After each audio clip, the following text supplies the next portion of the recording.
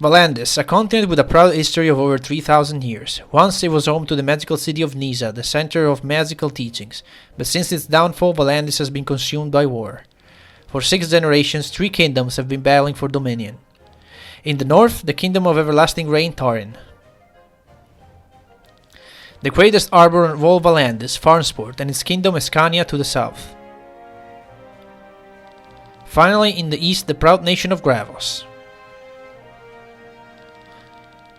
In 806 of the 7th era, Tarin conquered Gravos. A few days later, during an attempt to reconquer lost territory, the greatest accident of war occurred. A powerful explosion engulfed the eastern part of the continent. Tens of thousands of people died. The weapon that could cause such destruction remained unknown. Since none of the 3 kingdoms admitted to possess such a weapon, fear finally drove the rulers to sign a peace treaty. This ended the war after 156 years. In 107, 1 year after the signing of the treaty, a celebration was held in Farnsport to mark the anniversary. There he is, Rob. I was not mistaken. Look for yourself.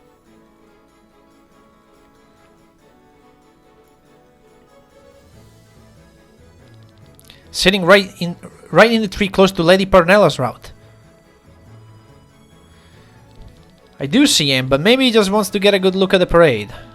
You wouldn't need a sword for that. Also, they are forbidden during the festivities. Are you sure that there's a sword? I can hardly recognize it. Rob, as an exemplary member of the City Watch, it is our most urgent task to pursue this. But you are supposed to guard the castle today, Princess. Her true identity is Princess Celestia Valkyria of Tarin, sister to Prince Frederick. Shortly before the end of the war, she fled the castle to see more of the world, as well as her people's struggles, worries, and hopes, in order to become a better princess to them. After a chain of events, she ended up as a guard to the City Watch for Tarin's enemy kingdom. Rob, don't call me that. Ah, forgive me, you're... Rob. Sorry, Len. Here to the house of Reimer. Rob grew up as a ward in the castle of Tormund together with Len. Once he learned that she planned to flee the castle, he insisted on tagging along. Her well-being is his highest priority. It is a miracle that we have not been discovered. If anyone here finds out who I am. Anyway, let us make haste toward the west gate, Anon. Let's hurry. Let's hurry to the west gate. Anyway, welcome back to Let's Play Chained Echoes. Last time we played this was essentially the prologue. Today, we begin another part of the game with other characters. Character progression. After defeating a boss or finishing special tasks, your party will gain Grimoire Shards. Owning a Grimoire Shard is similar to a level up you can use to strengthen your characters. Gaining 1 Grimoire Shard allows all party members to make use of it. And you can learn several skills, and you got passive, active, and stuff. I might as well just explain it. It's easier to just show it off. But now we are Glenn, and we have Rob in our team. And we have new skills that we can unlock. So if we open the menu, let me just go over this. Because mostly I think what we're going to do today is look around town, get out, and explore a bit, and show off the menus. Because I haven't done that. So we do have formation menu, which we can switch our cards around with, and choose their positions. And whoever's going to be on top here, it's going to be our leader. I'm going to keep a land up here for now. And here I could put Rob, and you see that there's a chain icon in between them. That is a mechanic that we don't really have. Well, we have it unlocked, but the game didn't really explain it to us. And well, it would not be efficient to use it right now. We have an equipment screen. To equip our characters, every character has a weapon, an armor, and an accessory, and a class emblem, which we don't have any of yet, and we don't even have any accessories either. Right. We'll get a class emblem eventually. They're a bit of an advanced stuff. We don't have any sky armor. Inventory just shows your inventory. There's not much you can do there. Journal, it's a quest log, and a bestiary. That's all there is to it. Reward board is something we'll get eventually. And this is our settings. Now the skills. So every time we level up, or rather we gain a Grimoire Shard, which usually means defeat a boss, okay, we'll get a Grimoire Shard. We have 4 right now, because you start with 3 and you get 1 at the end of the prologue. But now we can learn skills. And 3 of them are already learned, so we can use one of them to learn a skill. So there are 3 types of skills you can learn. Action skills, skills you can use in battle. Passive skills that grant you passive abilities. And simply stats. Okay, you can choose whatever you want. In this case, for Len, I will choose Wind Thrust. Len is some sort of a magical attacker. She's an elementist. She uses different elements to, you know, attack the enemy weakness. So she needs to start with Water Thrust and Fire Thrust. I'll get her Wind Thrust, so we are covered on 3 elements. She also has Cleanse that removes target buffs. It is somewhat useful. And now we have Rob. Rob is essentially the rogue of the game. He's an archer, and he's got debuffs and certain interesting buffs and other utilities.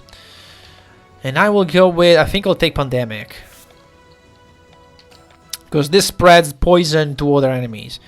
You poison them with Poison Shot, then use Pandemic to spread it around to everyone. And Power Shot, which is basically a normal attack but better. And he also has a passive skill, Counter Cure. Now if we go to learn skills, actually to set, here's what we can set the skills for battle. So we have 6 slots where we can slot our skills and reorder them. And in fact, I'm gonna probably put Cleanse up here so we can keep them a little more organized. And there are some class action skills which you can put skills you learned in the previous menu, but also they're used for class. We don't have any class emblems yet. When we'll get those class emblems, then we'll make use of those spaces. For now, they're essentially the same as these ones. Doesn't change anything. And we can switch cards, we don't really have to do anything here. And we have passives. Rob has Counter Cure assigned. And again, there are 3 normal slots and 2 slots for class. But we don't have class yet, so as of right now, all these slots look like the same to us.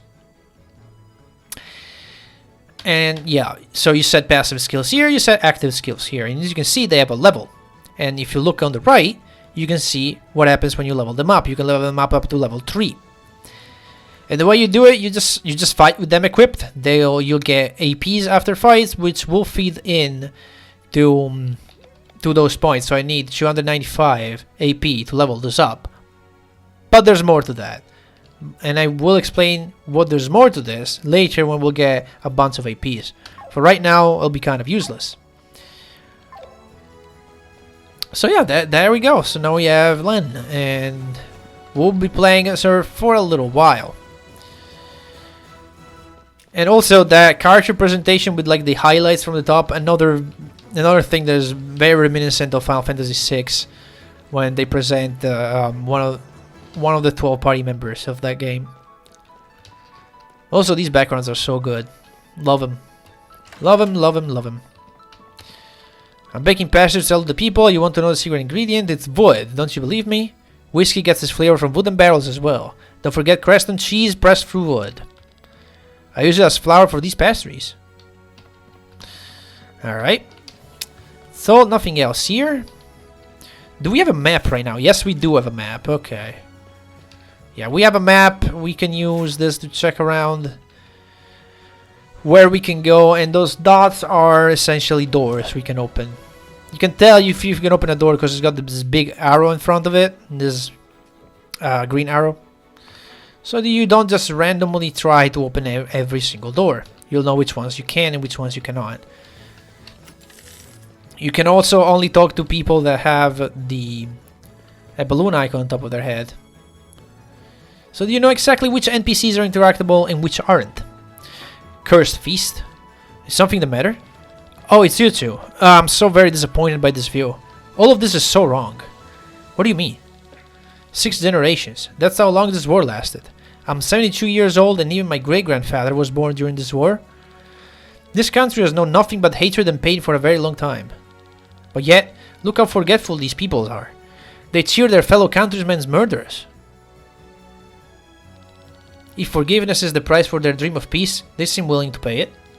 People have paid higher costs for their dreams. After all that's happened during the war, forgiveness is not a cheap price to pay, Len. This might be something only we elderly can understand. I'm sorry, ignore the ramblings of an old man. Ignore the ramblings of an old man, you know how it is in JRPGs. Len.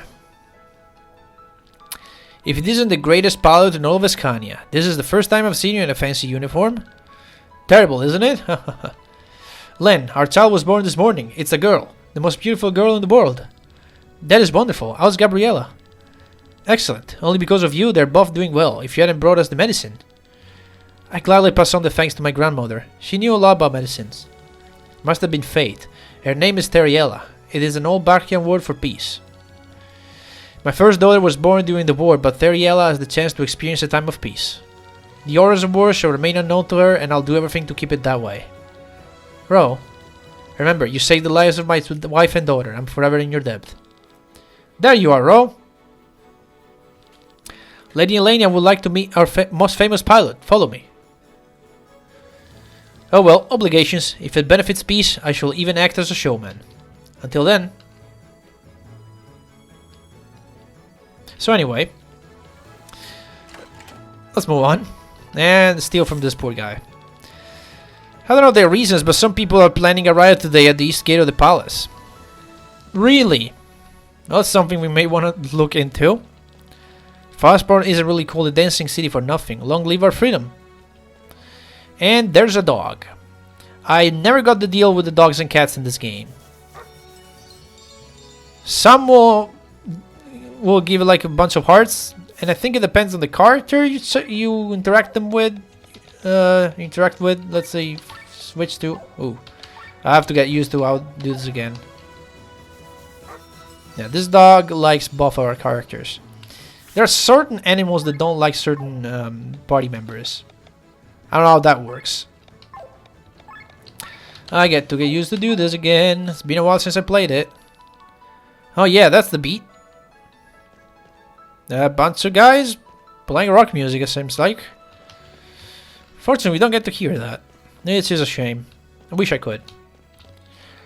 The cabs are a practical way to get from point A to point B. Farmsport is huge after all. Cannot go that way. Did I talk to you? Yeah, I did. Alright. You can also tell if you talk to a person because their speech balloon that they, that accompanies them doesn't have a, if it doesn't have like a red dot. If it has a red dot, that means they have something new to say. And there's this guy here. I don't want to talk to him just yet. As I believe, if I try to go down here, it'll tell me use the cab, right? Yeah. But can I go this way? Okay, I think it's the same. And actually, I think I have to talk to this one. The other one will just say, no, go to the other side. Yeah, we'll leave the city. Sure. Just like that, we are on the outside and we get to explore a little bit. It's not much, it's still very linear. There's a treasure chest down there. It's a big one. Can't reach it though. So yeah. We have another enemy here. We have a pig here. Weak to fire, and you can steal from it, but we don't have a character that can steal just yet. So we'll just stick with our normal stuff. Yeah, poison it. Also, you can see we now have an ultra move. There's a gaze on top of our character's health. We'll get introduced to that eventually, so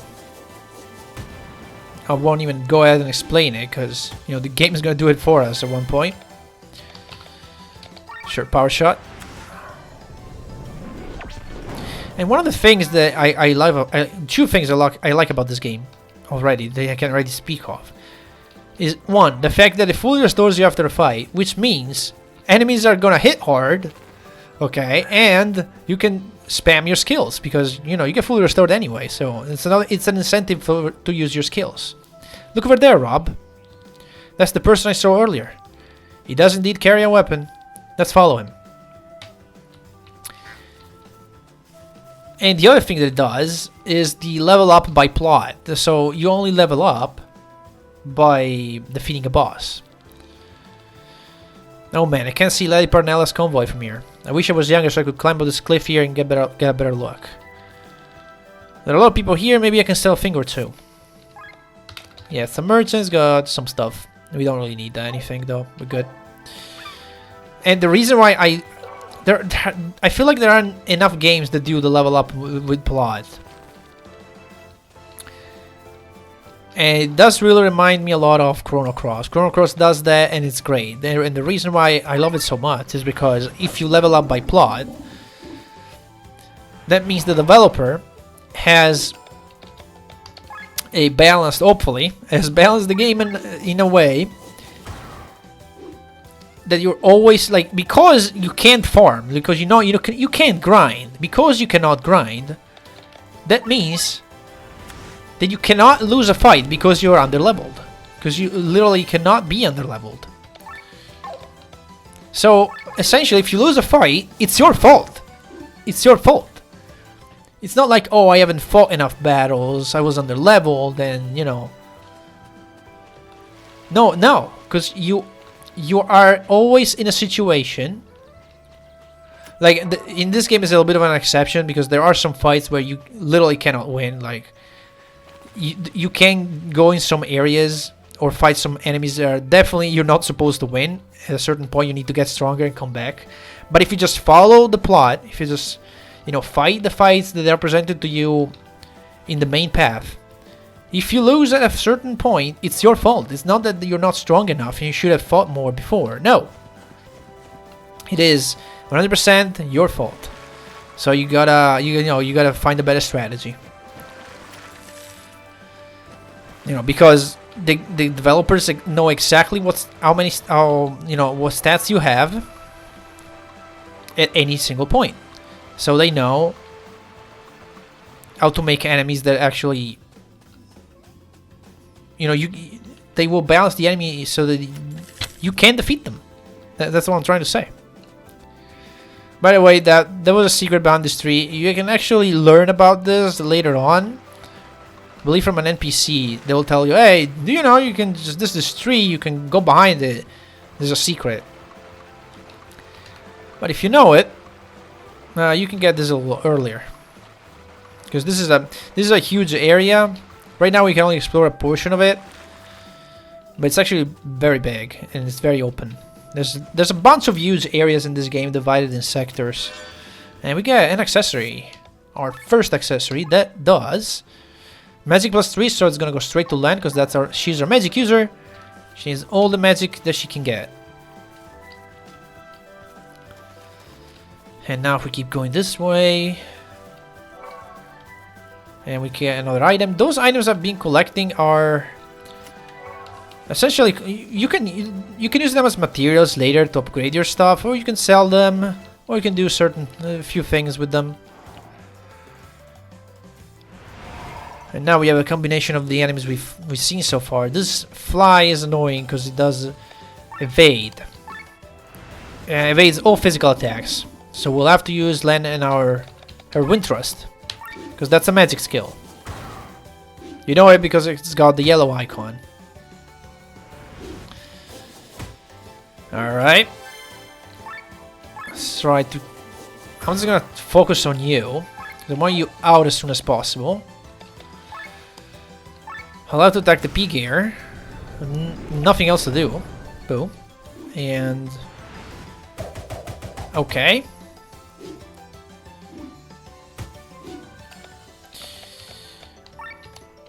You can get the box fly out of here, and you...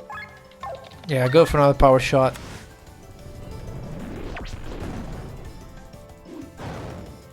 And the poison did it.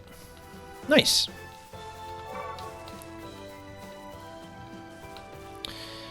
That's ominous looking cave. But you know what? I'm gonna end things off here for the second episode of Chained Echoes. Maybe this will be a little bit of a shorter episode, but that's fine. Because I need to sort of end my recording session here. I've been recording for a while actually, because I did finish to record my previous series, and then I jumped right into this one because I just wanted to do it. So I'll see you guys in the next one, where we'll get into the cave and see if we can find that guy that's planning to create a riot during the festivals. See you then.